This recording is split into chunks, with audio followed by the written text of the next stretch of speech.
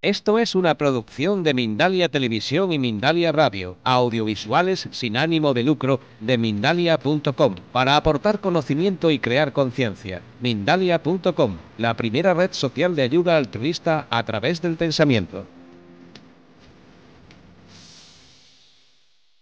Ante todo, buenas tardes. Creo que esto está concurrido, está abarrotada la plaza, y aunque no es una hora taurina, es una hora, pues yo creo que bastante buena para abrir nuestras mentes y sobre todo abrir nuestra capacidad de curiosidad, de sorpresa por todo eso que nos rodea, y las leyendas, las tradiciones y sobre todo la historia.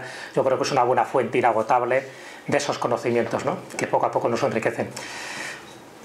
Por supuesto, dar las gracias a la Asociación Espírita, que siempre me ha acogido con tanto cariño, que ya son multitud de veces las que he venido, y siempre pues con esa satisfacción de estar entre amigos, ¿no?, de contar cosas que resuenan en los corazones de todos. En el fondo, las cosas que yo cuento no son cosas novedosas, en definitiva, sino que son recordatorios. Saber un poco en qué mundo vivimos, y en un mundo totalmente lleno de maravillas. Y esas maravillas es verdad que hay que buscarlas, que hay que encontrarlas y sobre todo hay que experimentarlas. Y son un poco lo que yo traigo cada vez que doy una charla, doy una conferencia. Un poco mis experiencias, mis conocimientos, divulgarlos, intentar que en la medida que a mí me han servido os puedan servir también a todos vosotros. En este caso el tema que he elegido es esas leyendas, y leyendas hay muchas, pero aquellas que han dejado huella de una forma o de otra. Me explico.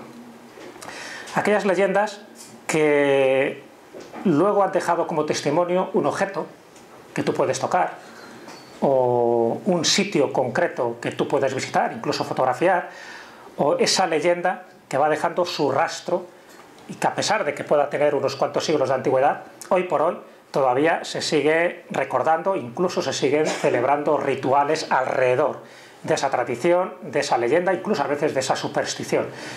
Yo creo que eso es importante un poco tenerlo en cuenta, porque ya digo, leyendas hay muchas, pero luego no hay ese testimonio. Es decir, puede ser una localidad concreta, pero que exista ese objeto, ese detalle, ese capitel, esa reliquia, que tú puedas ver, incluso ese sillón, que es el primer caso que voy a contar, que tú lo puedas ver, tocar, que veas que con independencia de la veracidad de ese objeto, en el fondo nos está anclando a una leyenda muy determinada, ¿no? Es como las leyendas son bastante efímeras, a veces son inmateriales, pero algunas dejan algo material. No hay tantas, y las que hay, desde luego, son sorprendentes, porque es como que la leyenda quiere ser recordada, quiere ser contada, y para eso hace falta un testimonio físico, un testimonio visual. En el caso de la primera leyenda que quería contar es en un lugar en el que viví bastantes años. De hecho, ahí hice la carrera de Derecho. Estamos hablando de Valladolid. Este es el Palacio de Fabionelli, es donde está actualmente el Museo Provincial, o también el Museo Arqueológico que llaman. Bueno, uno de tantos museos que existen en tantas capitales de provincia, pero este tiene una peculiaridad. Este tiene algo que le hace distinto, ese objeto, esa huella que nos conduce directamente a una leyenda, y además una leyenda pavorosa, demoníaca, de su satánica majestad. Me estoy refiriendo a esto, al sillón del diablo, así se llama. Las leyendas, claro, muchas están relacionadas, como no, con el diablo, otras pueden estar relacionadas con vírgenes, con santos, con arcángeles, pero hombre, el diablo también tiene un protagonismo muy especial en nuestras leyendas hispanas, y por supuesto en todo el mundo, ¿no? Pero nos vamos a centrar sobre todo en esta charla en las hispanas, que lo tenemos mucho más cerca. Incluso os daré esas pistas para que luego las podáis visitar. Todo lo que voy a contar aquí se puede ver, y en muchos casos se puede fotografiar. Por eso son esas leyendas que dejan huella. Cuando yo me enteré de la historia de este sillón del diablo, pues dije, hombre, qué curioso, ¿no? Un sillón del diablo. ¿Por qué lo llamarán así? Es lo primero, ¿no?, que piensas. Casi siempre la toponimia del diablo está relacionado con algún accidente geográfico, ¿no? Algún barranco, alguna gran montaña, algo tan espectacular que casi siempre se dice que lo ha hecho el diablo, o bien algún tipo de puente, algún acueducto, como pasa con el de Segovia. Pero son leyendas como demasiado etéricas, ¿no? Pero en este caso estamos hablando de algo muy concreto, el sillón del diablo, y una fecha muy concreta, que es el siglo XVI. Dice la leyenda que este sillón perteneció a un médico un médico de Valladolid, Andrés de Proaza se llamaba, que el hombre no solo se contentaba con los conocimientos académicos que había atesorado, sino que quería saber algo más. Y ese algo más era esos conocimientos heterodoxos. El que no tenía el sillón del diablo, como Andrés de Proaza, muchos pues tenían que ir a la cueva de Salamanca o la cueva de Toledo, donde se dice que se enseñaban esas artes nigrománticas. Pero bueno, tenía su sillón. Sabemos todo esto porque hubo un proceso inquisitorial en la Inquisición de Valladolid, donde al final, claro, se enteraron del asunto y le hicieron cantar, ¿no? ¿Y qué es lo que contó? Pues que este sillón lo había heredado, se lo había regalado un nigromante de Navarra, porque le había ayudado precisamente a escapar de la Inquisición. En el año 1527 él le ocultó en su casa y gracias a eso se escapó de las pesquisas inquisitoriales. Y este nigromante navarro, en agradecimiento, le entrega este sillón. Pero ojo, es un sillón con una maldición. La maldición es que en este sillón se puede sentar todo aquel que sea médico titulado, porque si no eres médico titulado, al tercer día o a la tercera vez que te sientes, mueres, te da un síncope y quedas ahí como un pajarito. Bueno, esa es la leyenda y esa es la maldición. ¿Qué ocurre? Que hubo un momento en que un niño desapareció en ese Valladolid de mediados del siglo XVI y las pesquisas condujeron a Andrés de Proaza. Efectivamente encontraron a ese niño muerto, pero también viviseccionado, ¿no? Le había hecho la autopsia. ¿Por qué? Porque lo que él quería era aprender algo más. En aquella época no se permitía hacer las autopsias, pero él comenta, a saber si el relato es auténtico porque fue obtenido por presión y por torturas, pero él dice que, bueno, que al final mató a este niño para ver lo que tenía por dentro y saber un poco de esa enfermedad. Bueno, más que matarle, le dejó morir. El niño tenía una enfermedad y quería saber las causas de esa enfermedad. Es un poco como lo del médico, la película esta que está basada en la novela de Noah Gordon. Es decir, ese interés de saber lo que hay dentro del cuerpo humano, pero que sin embargo estaba prohibido, porque la Inquisición, la Iglesia lo prohibía, pero ya no solo el cristianismo, sino también el islam y el judaísmo. Bueno, pues al final le pillan con las manos en la masa, pillan a ese niño, a ese cadáver, y por lo tanto le meten en la Inquisición. Y ahí es cuando él declara lo de este sillón. Bueno, incautan el sillón. Ya sabéis que una de las cosas que hacía la Inquisición en el momento que había un reo era confiscar todos sus bienes, y uno de los bienes que confiscan es este sillón del diablo. Bueno, no se creen mucho la historia de la maldición del sillón del diablo. El hombre al final acaba siendo ejecutado, Andrés de la Proaza, y este sillón pues acaba, bueno, pues ahí en un ajuar. Nadie lo quería porque ya tenía asociada esta maldición y nadie quería comprarlo, ¿no? Al final se dona a una institución de Valladolid y ahí queda durante muchísimo tiempo hasta que se inaugura el Museo Provincial de Valladolid en el Palacio de Fabio Nelli y colocan este sillón en ese lugar, en un lugar relacionado con muebles del siglo XVI y con una cinta roja para que nadie se siente. Claro, ¿qué ocurre? Nadie lo ha probado, hombre, esto es una especie como de silla eléctrica sin electricidad, pues si alguien quiere probar la veracidad. Pero sí se cuenta que a principios del siglo XX, cuando la gente se había olvidado de la leyenda, acordaros que esto es una historia del siglo XVI, había quedado almacenado en un rincón, y a principios del siglo XX un bedel de la Universidad de Valladolid, bueno, pues se encuentra allí, pues estaba muy cansado, ¿no?, de su faena diaria, y ve este sillón y echa una cabezadilla, se sienta. Al parecer no le ocurre nada ese primer día, pero parece que a la tercera vez se lo encuentran muerto en este sillón. Nadie le dio mayor importancia, pensando, bueno, le da un infarto, pero el siguiente bedel, el que lo sustituye, tampoco se había enterado muy bien de la leyenda y se sienta porque, bueno, parece que es bastante confortable, como le ves. Y efectivamente, a la tercera vez que se sienta, también le da un patatús. Y alguien ya recuerda, dice, a ver si este va a ser el sillón del diablo, el famoso sillón maldito, y por lo tanto, aquel que se siente que no sea titulado, y el bedel creo que no era titulado de medicina, pues le dio el patatús. Conclusión, retiraron del uso público este sillón, y ya digo que al final, con el tiempo, acabó en este museo provincial. Bueno, pues ahí tenéis una leyenda curiosa, nadie se ha sentado, que yo sepa, desde entonces.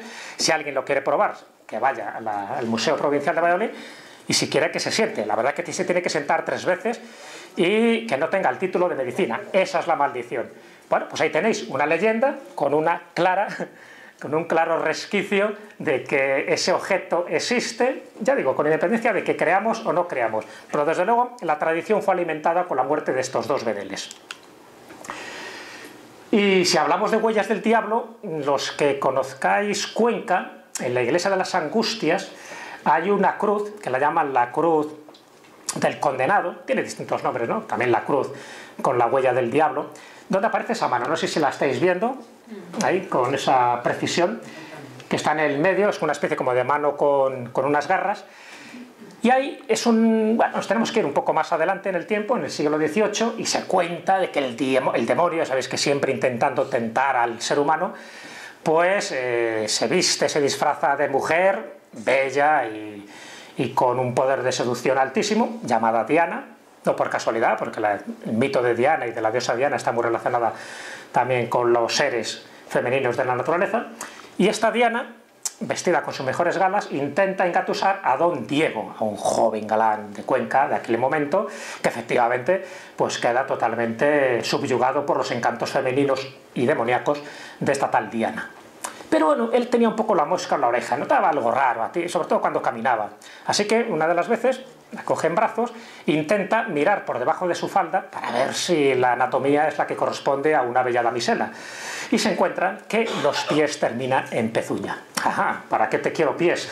Automáticamente don Diego echa a correr porque sabe perfectamente que es víctima de una de las argucias del diablo y se va directamente hasta el convento, es decir, hasta terreno cristiano, para poder salvarse. Y efectivamente entra a tiempo en esta ermita de las angustias y el demonio, frustrado por no poder cazar a su presa, deja su huella.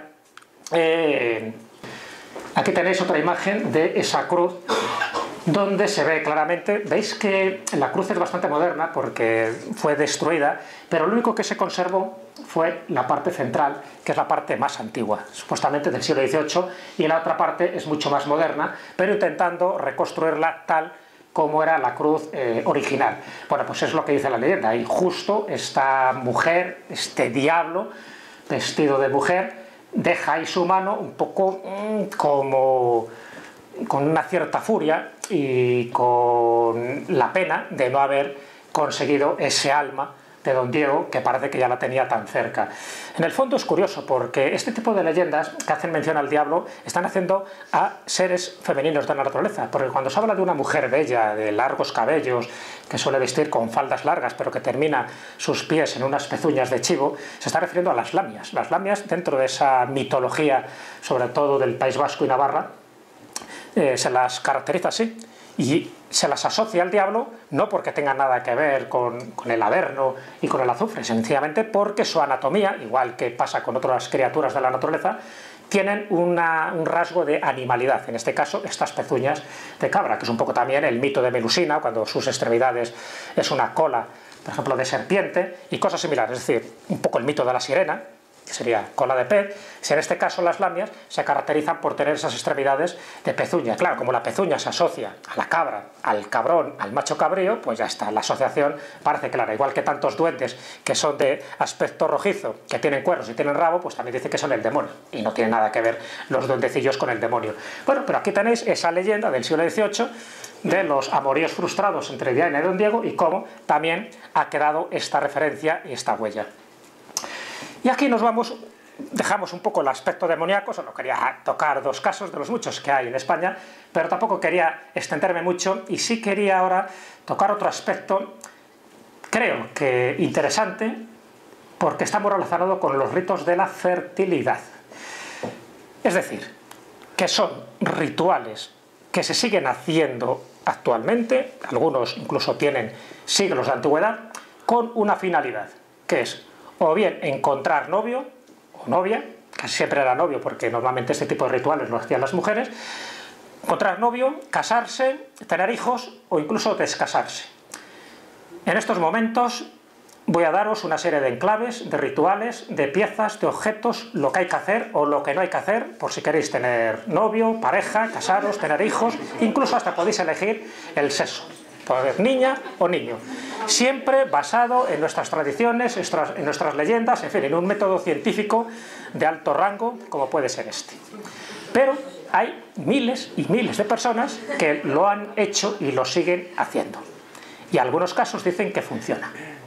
En este caso, aquí este pedrusco que veis, está en una localidad malagueña, en Almargen. La verdad es que el nombre le viene muy bien, porque casi está al margen de la provincia de Málaga.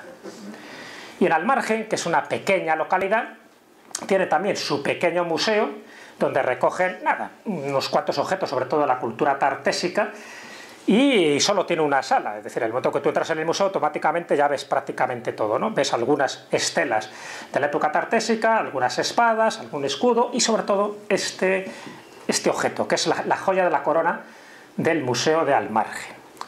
Y es un falo, ahí donde lo ves, es una piedra de la época neolítica, de la Edad de Bronce, se le atribuye por lo menos unos 7000 años de antigüedad, que fue enterrada supuestamente también por rituales de fertilidad en el propio campo, es decir, este tipo de objetos se tallaban y se hacían para que el campo, para que la agricultura, para que la mies, incluso el ganado, fuera más fértil. Entonces hacían ritos propiciatorios, igual que también ocurría con las cuevas rupestres, donde se pintaban determinados animales precisamente para eso, para facilitar la caza en algunos casos o para facilitar la procreación de esos animales, porque en definitiva nuestros hombres primitivos vivían de eso, de la caza, ¿no?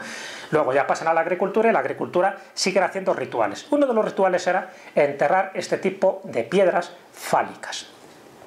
Bueno, ahí queda, pasan los años, pasan los siglos, y hace pocos años se volvió a encontrar. Esta piedra, evidentemente la forma que tiene es muy curiosa, porque podéis ver que tiene una cara, que es unos ojos muy definidos, una nariz, no tiene boca, pero en la parte de abajo tiene como algo prominente, es decir, como si estuviera embarazada. Es decir, esto no es casual. Fijaros un poco la figura, estamos hablando de 7.000 o 8.000 años de antigüedad. Abajo aparece con una especie de cascarón, que algunos incluso dicen que podría ser como el pene, tal cual, es un poco lo que es el prepucio.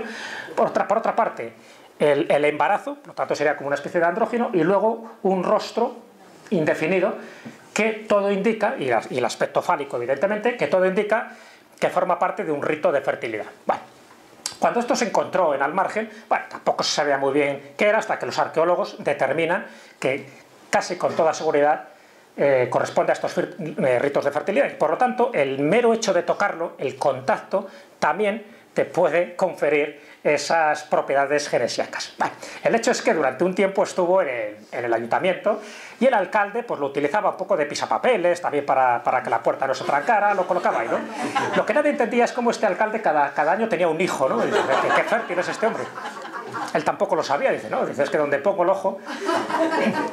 Claro, con el tiempo, al final le fue pensando, y cuando sobre todo los arqueólogos dijeron, pero tú sabes lo que tienes aquí, esto es una auténtica reliquia del Neolítico, y esto es un falo de fertilidad, ¿no? Bueno, el hecho es que al final fue a parar a este museo, se exhibe como una de las piezas más importantes, y cuál es mi sorpresa cuando yo voy allí, que a este lugar van no solo mujeres de Málaga, no solo mujeres del resto de España, sino del extranjero. O sea, hay muchísimas mujeres que se han enterado de esta tradición y van allí. Que bueno, que hasta ahí, perfecto. Van y lo tocan, le frotan bien al falo, como veis está un poco más pulido. Y luego, y eso es lo curioso, me encontré con tres libros enteros con testimonios de mujeres o de parejas que habían ido ahí, que habían tocado el falo y que a los pocos meses había quedado embarazada, y en algunos casos aparecía la foto del niño dando gracias al falo de Almargen por los beneficios concedidos. Es curioso, porque aquí no hay ninguna virgen, no hay un santo al que invocan, que normalmente están relacionados los ritos de fertilidad con esto. No, estamos hablando de un pedrusco de hace miles de años que pasó desapercibido durante siglos y que en un buen momento se colocó en el ayuntamiento, el alcalde empezó ahí a procrear, y su mujer me imagino que también, pensando que no tenía nada que ver una cosa con otra, y posiblemente no tenga nada que ver una cosa con otra. Pero al final la leyenda se ha sumado a la importancia de este elemento pétreo, de este falo. Es decir, cuando las mujeres y las parejas, de hecho, yo le pregunté a la que me enseñó el museo, que por cierto era la concejala de Cultura, digo, ¿y tú te acercas de vez en cuando? Digo, no, yo no. Yo ya cuando me case y quiera tener hijos, yo ya. Digo, bueno, no se acercaba, es verdad, tenía un miedo, pero acercarse incluso a 5 metros de allá, digo, si no da calambre, dice, ya, pero por si acaso. Bueno, pues esto es real, esto se puede ver, y ahí está, ¿no? Más ritos de fertilidad. Nos vamos a Núria, al Queralbs, nos vamos a Cataluña. El santuario de Núria, además que está en un lugar bastante inaccesible, en el sentido que es de alta montaña, con la Virgen Negra de Núria. Bueno, la Virgen Negra de Núria ya no, porque era negra, como la Virgen de Montserrat, hasta que le hicieron la limpieza y se dieron cuenta que era blanca. Nos hemos quedado sin una Virgen Negra, pero bueno, sigue siendo igual de milagrosa, ¿eh? Y allí existe una costumbre. Por cierto, se puede subir en un tren cremallera bastante peculiar, ¿no?, hasta el santuario de Nuria. Y allí existe una leyenda, que es la de la olla de San Gil, junto con la campana, porque está relacionado con el hallazgo. Ya sabéis que muchas de estas imágenes se escondieron durante la etapa de la invasión musulmana, a partir del 711, y fueron poco a poco encontrándose a partir del 12, del 13, y se escondieron en época visigoda y, milagros, luego aparecen como figura románica. Pero bueno, esas son cosas que es mejor no indagar ahí. Pero empiezan a aparecer imágenes, entre ellas por la imagen de Nuria, junto con la olla de San Gil. San Gil era el ermitaño que estaba en aquellas cuevas, y la campana. Bueno, hasta ahí la leyenda. ¿Por qué ha dejado huella esta leyenda? Porque a día de hoy el que vaya a este santuario se va a encontrar con esto. Y la gente dirá, ¿y esto qué es? Hay que tener esa información para que disfrutes del enclave. Y una forma de disfrutar del enclave, si queréis tener hijos, es meter la cabeza por la olla, que la verdad es que tiene mala rima, y luego tienes que tocar la campana, y cada campanazo que des es un hijo que se supone que vas a tener, ¿no? Yo no sé la eficacia que puede tener. Ahí tenéis un ejemplo. Esto es real, ¿eh? Si tienes un tic en la mano puede ser peligroso. Pero tú lo metes ahí y sales, desde luego, bastante aturdido, y bueno, y a saber luego lo que pasará, ¿no? Pero esto es un ritual hecho para la fertilidad. Metes la cabeza en la olla y luego ya puntos suspensivos. Algo similar se cuenta, en este caso no hay ollas, pero sí hay piedras, en Musía. En Musía, una de esas localidades mágicas de A Coruña, y en este caso sí relacionado con una virgen, que es Nuestra Señora de la Barca, relacionada además también con una leyenda curiosa, que la Virgen le visita a Santiago Apóstol, que el hombre estaba desesperado porque no conseguía ninguna conversión en aquella Galicia atea o pagana, y entonces le visita para consolarle. Y dicen que le visita, pues eso, en una barca de piedra.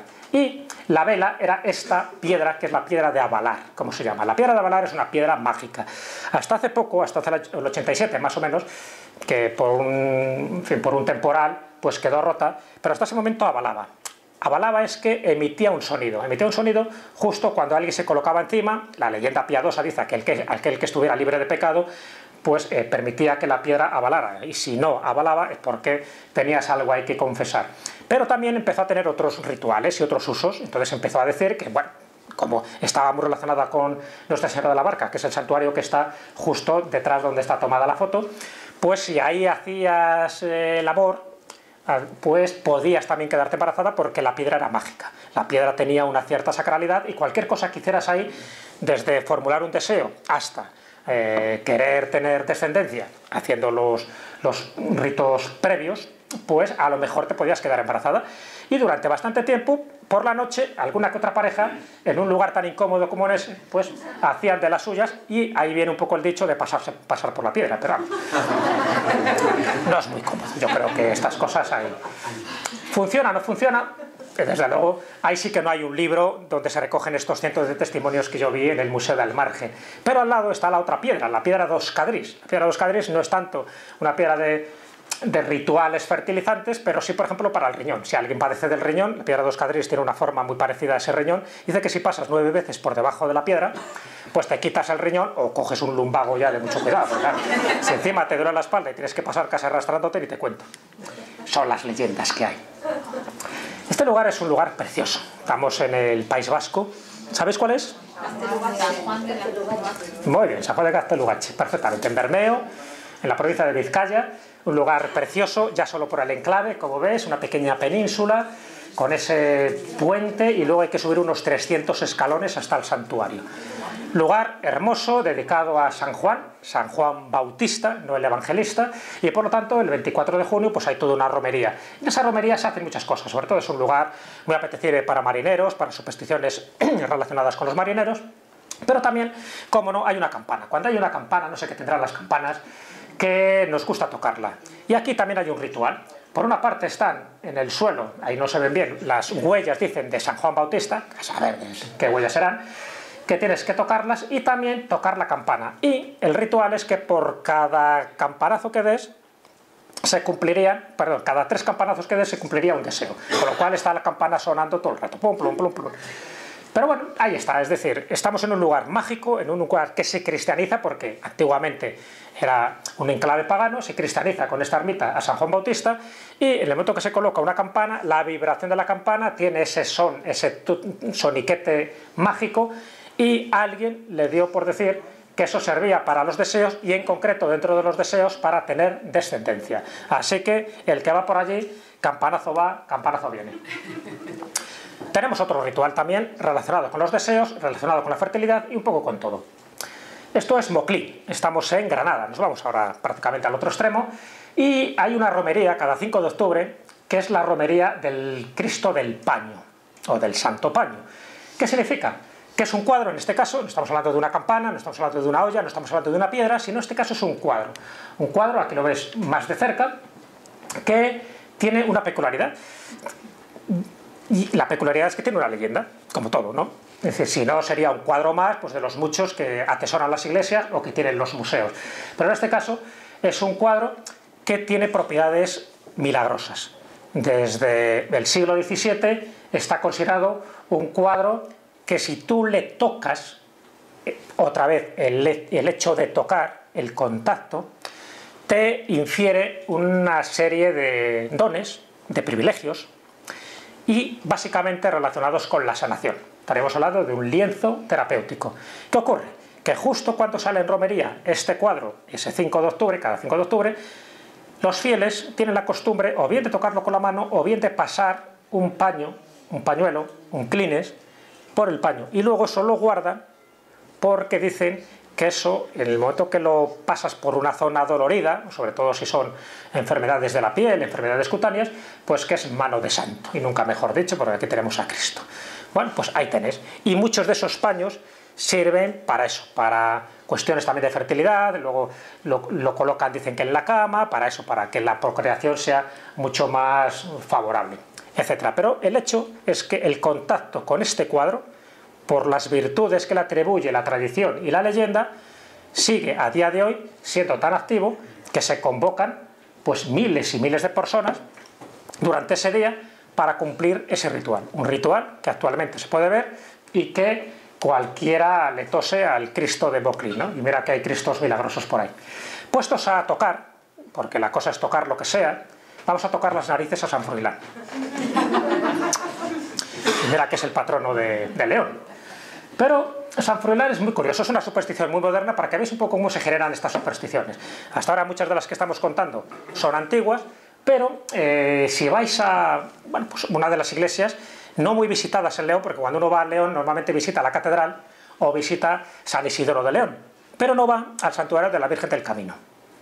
Y el santuario de la Virgen del Camino, que es verdad que está un poco a las afueras de León, que es un santuario además relativamente moderno, el que se ha hecho con esculturas de Subirats y puertas de bronce, y en una de esas puertas de bronce aparece San Froilán. Y alguien, no hace demasiados años, le dio por decir, cuando también se celebra la romería, curiosamente también un 5 de octubre, le dio por decir que si tocabas las narices de Froilán se concedía tu deseo. Y entonces pues la gente dijo, ah, pues yo lo toco, pues era por tocarle. Y veis que el pobre tiene las narices ahí de los más respingonas, finas, que no paran de tocarle las narices, y luego, para completar el ritual, si lo hacéis en la fiesta, pues hay que besar el manto de la Virgen del Camino. Pero esto que está en las afueras, que está en el exterior, pues bueno, no veáis el éxito que tiene, ¿no? Por supuesto, yo a todos estos sitios que voy hago todos los rituales.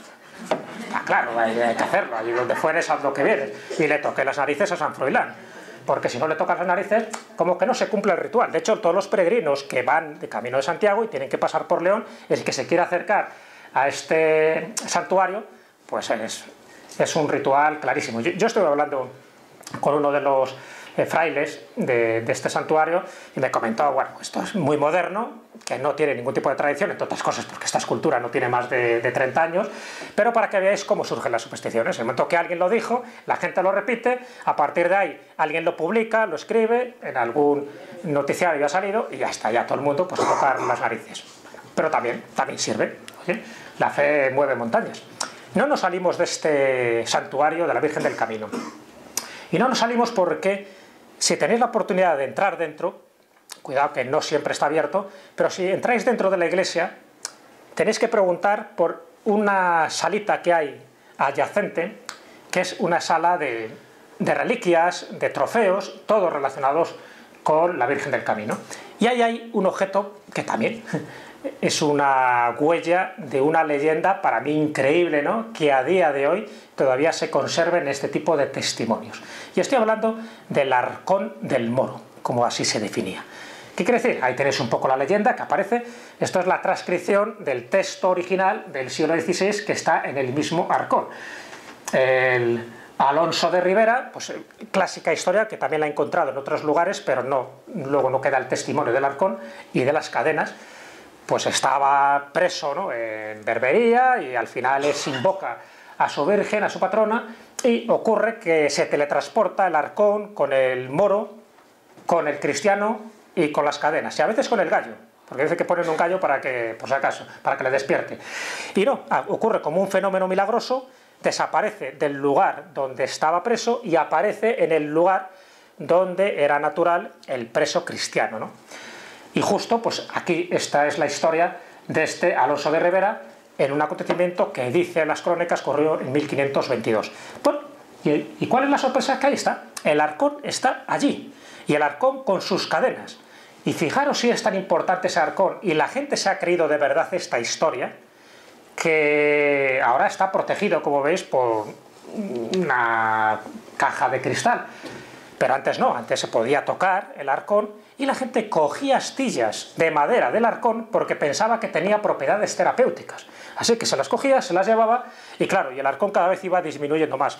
Por eso algunos han desaparecido. Aquí tenéis una foto cenital desde arriba, veis que toda la parte de la madera que se han llevado, y dentro están las supuestas cadenas auténticas del cautivo cristiano que se teletransportó por la intermediación de la Virgen del Camino. Entonces, una leyenda que deja huella. Esto quedaría como una leyenda más o menos bonita, te lo puedes creer o no. No, es que tenemos el arcón y tenemos la cadena. Nos falta al moro, que por cierto se convirtió al cristianismo, claro, cuando apareció ayer, dice, yo qué hago aquí. Entonces dijo, este es un milagro tremendo, ¿no? Se convirtió, le dieron un nombre cristiano y a partir de ahí hasta que murió, se quedó de eremita. No hay tantas leyendas de este tipo, y de las que yo conozco, solo en 2 sitios he encontrado el arcón. La otra está en el Santuario de la Candelaria, en Tenerife, ¿no? Pero aquí en León, pues os digo, si queréis, tocáis primero las narices a San Froilán y luego veis el arcón cautivo, el arcón volador, el turboarcón, diría yo, porque no deja de ser una leyenda bastante curiosa.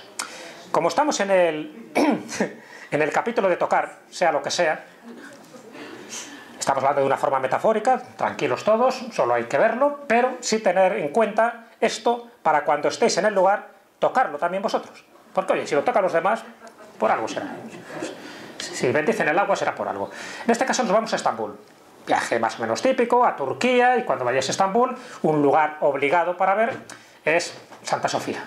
Bueno, pues en Santa Sofía está esta columna, que le llaman la columna que llora.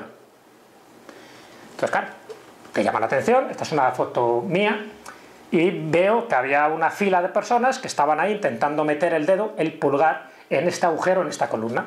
Entonces la cosa es que tú tienes que formular un deseo, metes el dedo gordo, lo profundizas bien, y si sale mojado, se cumple ese deseo que has pensado. Claro, casi siempre sale mojado, porque os podéis imaginar, con cientos y miles de dedos gordos metidos por ahí, con el sudor, en fin, ese sitio, con ese calor, Turquía, Estambul, pues os podéis imaginar, así que los deseos prácticamente se cumplen todos.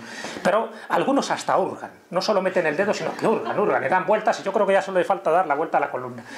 Bueno, pues esa es una de esas costumbres donde hay que tocar algo. Lo mismo que pasa en Roma con la Boca de la Verità también, o sea, con ese mascarón de mármol, que también, si dices la verdad o la mentira, tú metes la mano y a ver qué pasa, y a ver si sales con todos los dedos o sales con el muñón. Bueno, en el fondo es muy curioso, ¿no?, este tipo de leyendas que se dan por distintas partes del mundo. Como esta, por ejemplo, de Victor Loire, en el cementerio de Père Lachaise, en París, que os la recomiendo, porque mucha gente que también va a París no visita el cementerio, porque, hombre, el cementerio siempre da un poco de morbo y tal, pero este es muy interesante, ¿no?, porque en Père Lachaise están enterrados muchísimas personalidades de la cultura, de la política y, por supuesto, dentro del arte, de la literatura. Y este hombre, que no es muy conocido, de hecho en Père Lachaise está enterrado Allan Kardec. Con lo cual ya solo por eso merece la visita, y además el busto que tiene también una serie de propiedades increíbles, ¿no? Porque dicen que hay que estar allí en meditación, incluso tocar ese busto, y de alguna forma mucha gente entra en un estado de quietud porque, bueno, dentro del cementerio de Perraches ese lugar es un lugar muy especial, y no solo para los espíritas, sino para más gente. Pero bueno, dentro de ese recorrido cultural, artístico, chocante, hay que visitar la tumba de Victor Noir. Victor Noir era un pobre hombre que se iba a casar cuando él tenía 22 años, periodista de poca monta, pero bueno, bien parecido y con un cierto carisma, ¿no? Dentro del mundillo que le rodeaba, de ese París de principios del siglo XIX. Bueno, de finales ya del siglo XIX, porque él muere a los 22 años en 1870 por una trifulca que tiene con un pariente de Napoleón III, que es Pierre Bonaparte. Al final le pega un tiro en la cabeza, como consecuencia de lo cual muere. En principio no tendría mayor repercusión este acto, ¿no? Un pequeño duelo de tantos que había en aquel momento. Pero claro, el que fuera joven, con 22 años, el que estuviera a punto de casarse, el que tuviera unas repercusiones políticas por ser quien era Pierre Bonaparte, el que le mata, ¿no? Porque se vio implicaciones de conspiración. Todo eso pues generó un cierto interés por visitar la tumba. Y más cuando el que hace la escultura, Gilles Dalou, hace una escultura muy real. O sea, hace la escultura tal como le vio cadáver, tal como cae una vez que recibe el tiro y cae muerto. Entonces, bueno, a partir de ahí, como el escultor, no sé si lo hizo adrede o no lo hizo adrede, pero un poco gamberrillo, pues dio cierta importancia a Sálvase la parte. De tal manera que corrió ya el rumor, a partir ya de 1870, que el que frotara por ahí, pues como que le vendría bien, ¿no?, para tener descendencia.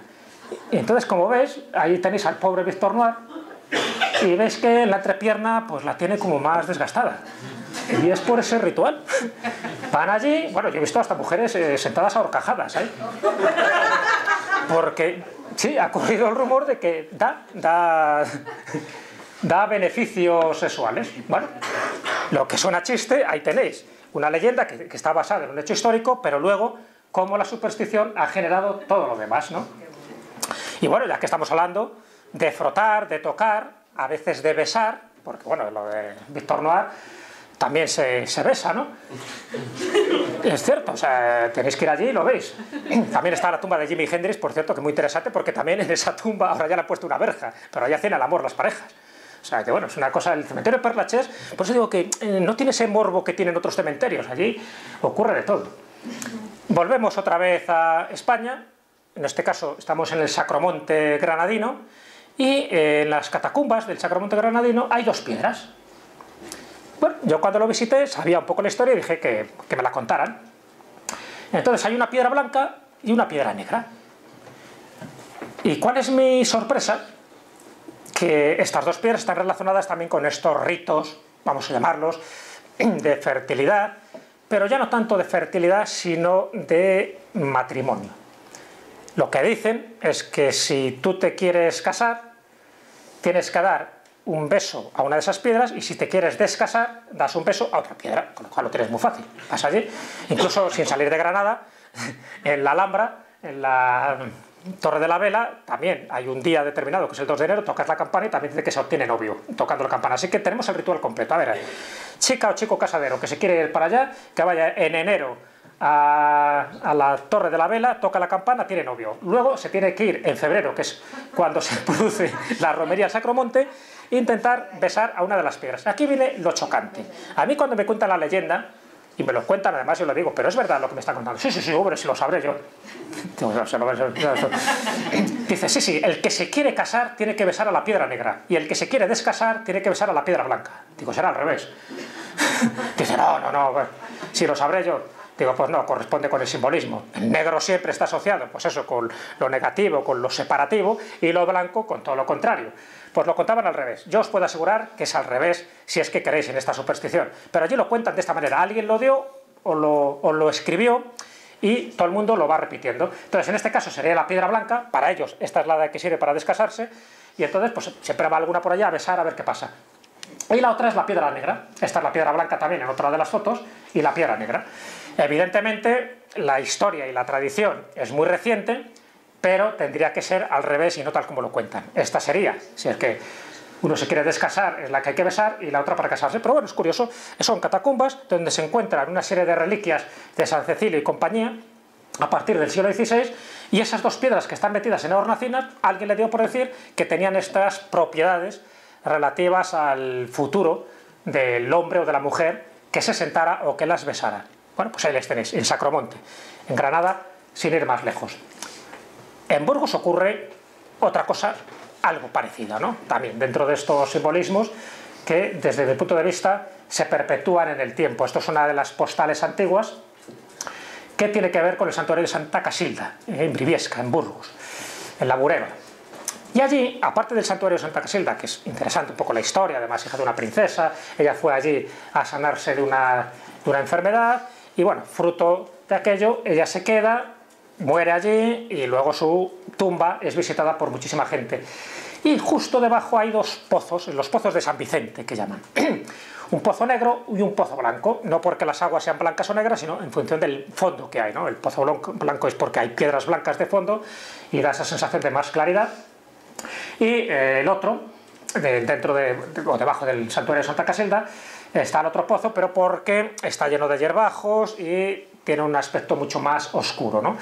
Pero los dos tienen tradición, tiene también su superstición, que es muy curioso, ¿no? Y todavía se sigue haciendo, ¿eh? Bueno, de hecho, yo lo vi en el Diario de Burgos en el 2011, en la última noticia, una pareja de Vitoria fue a hacer el ritual. ¿Y qué ritual? Bueno, en el caso de este pozo, o de esta pequeña laguna, sirve solo porque las aguas son terapéuticas, entonces allí la gente va con su ropa, la enjuagua, se moja, y eso dice que ya le da pues un poder de cierta terapéutica, porque te cura y te alivia. No tiene que ver con el rito de fertilidad. El que tiene que ver con el rito de fertilidad, ahí lo tenéis un poco, es también impresionante, ¿no? En el lugar donde está situado este santuario, y justo debajo es donde estarían estos dos pozos, estos pozos de San Vicente, el pozo negro y el pozo blanco. Este sería el otro, el pozo blanco. ¿En qué consiste el ritual? Bueno, pues tienes que estar desde arriba, desde el santuario, este que hemos visto anteriormente, a ver si lo encuentro aquí, desde arriba tienes que tirar una piedra o una teja, y tienes que dar exactamente en ese pequeño pozo, que desde arriba no es tan grande, o sea, hay que atinar bastante, ¿no? Y tiene que caer justo en el agua. Si es una piedra, o sea, te dan a elegir, es lo bueno que tiene, ¿no? Puede ser un canto rodado o una teja. Si quieres tener un niño, el canto rodado. Si quieres tener una niña, una teja. Tienes que tirarlo desde allí, y si atinas, pues dice que se concede el deseo. De hecho, lo que contaba el Diario de Burgos, de esta pareja de Vitoria, en el 2011, fue allí, querían una niña, tiraron la teja, acertaron, a los 9 meses tuvieron el niño, se acercaron aquí al santuario para dar gracias a Santa Casilda, incluso dejar su testimonio y su esvoto. Le dijeron que ya no se dejaban esvotos, durante mucho tiempo hubo esvotos, pero que ya no, es una práctica que ya no quieren conservar, lo cual es una pena, porque le daba también como una especie de aire de museo popular, ¿no?, a estos santuarios. Y no le dejaron dejar ese testimonio, que era la carta de agradecimiento a Santa Casilda, junto con la foto de la niña que habían tenido, contando la historia de que habían tirado la teja y que habían acertado. Bueno, pues ahí lo tenéis, cómo este santuario sigue teniendo esas propiedades. Tirando tejas, puestos a tirar tejas, yo esto también lo he hecho. Me he ido a San Alberto de Ribeira, está en A Coruña, en un lugar precioso, y en esta ermita de San Alberto de Ribeira, pues tiene también otra tradición, y es que en esta ventana, este ventanuco cerrado, justo en el alféizar, hay que tirar unas tejas, y 3 de esas tejas se tienen que depositar sin que se caigan. Y el deseo que tú estás formulando mientras estás tirando la teja se cumple. Entonces, bueno, a base de tirar tejas, es imposible que queden ahí las tejas, ¿no? Porque ya he visto la superficie que tiene, pero bueno, vas tirando, y alguna queda, pero 3 ya me parece casi imposible. Con lo cual, mis deseos en ese caso no creo que se hayan cumplido. Pero el tirar la teja existe en esta zona de Galicia, y tienen que ser 3 en concreto, hasta el punto que incluso el techo de esta ermita también tenía una tradición marinera, porque dicen que subían los marineros y colocaban las tejas en la dirección que ellos querían que soplara el viento, porque pensaban que San Alberto les concedería ese prodigio. Entonces, ahí sigue, y siempre que uno va, te encuentras con restos de tejas, como en ese caso que estáis viendo ahí.